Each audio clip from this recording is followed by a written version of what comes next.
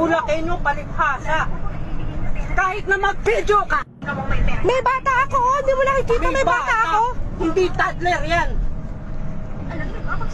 Ayan ang mga lalaki, oh. Ba't di ka dyan makiusap?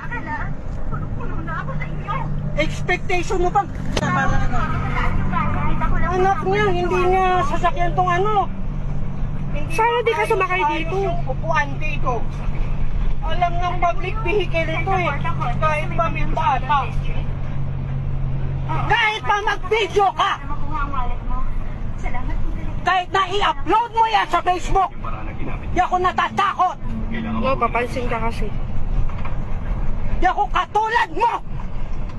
Wala kang modo. Yan ang papakita mo sa anak mo. Ikaw lalo. May alam mo may bata, ganyan ugali mo? Bata. Samantalang ikaw nga. Anong kailangan nyo? O ano bang ginawa ko? Nakaupo kami dito. Tama ka na. Ayan ang mga lalaki sa akin ka nakikisiksik ng upo. Bakit expectation mo lahat ng lalaki magpapaupong ganon? Oh, gusto mo ikaw ako? ang babae. Gusto mo dapat akong lang tumayo? kung meron kang pakiramdam. Ay, Diyos ko, Lord. Diyos ko, Lord. Ano ba ang ugali Gagamitin mo nito? pang pangalan ng Diyos. Diyos ko. Hello po? Sobrang pagod po ba kayo? Sana di ka sumakay dito. Diyos ko naman ito. Bakit? Pag-aari mo ba ito? Nananahimik kami dito. Nananahimik. Kanina ka pa nakakasagi ng kapwa. Paano sasagi yung anak ko Ako, naman? tama ka na. Ano? Huwag mong gawing gagawin kapwa mo. Sira pala ang ulo mo eh.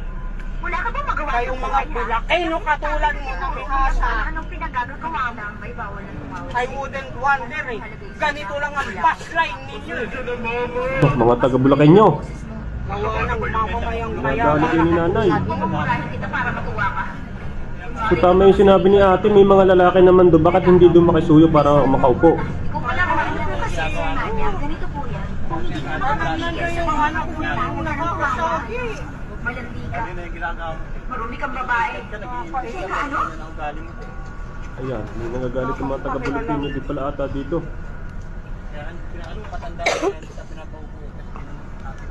Ha? Hindi yung ganon. Ikaw din ang mali. Kayong mga mali. Aba? Hello? Wala akong pakialam bakit. Sorry, resources po ito. Ano yun? May mga Taga-Bulacan. para sa mga gusto ng paggabi. Marami taga-Bulacan dito. Dito na lang nakapaikot na yung Bulacan yan. Bulacan to. Ayan na. Kaya nga, pinsan ninyo, ilang kakita ko nito eh. Daming pinapatay na adik. Ano pa kaya nga ba Hindi ka na sarili mo magplano. Sa akin. Puro Bulacan to. Puro Bulacan to. Yari ka nanay. Taga-Bulacan pala yung mga nandyan. Bulacan. Tama na yung pagiging righteous ko na ninyo. Napaka-ironic na ano. Tapos na ano, matandaan, ikaw lalaki? Ano? You are the wrong one. Tama na. Kung ikaw din, matinong lalaki ka, hindi ka dapat papatol ganon. Kaya ngayon, lumilitaw tuloy, ngayon, karakteristik ng ibang taga-Bulakenyo. May kaibigan kami Bulakenyo, pero hindi katulad mo. Hindi lahat ng taga-Bulacan ang mindset katulad mo. Madami kaming kaibigan ng taga-Bulacan, matino at hindi katulad mo. I'm not even asking for your stupid opinion. Aba, ilis pa. Alam ka naman bakit? Kung kamag-anak nga namin dun sa Biglaap eh. Taga-Bulacan din pero hindi ka ugali mo.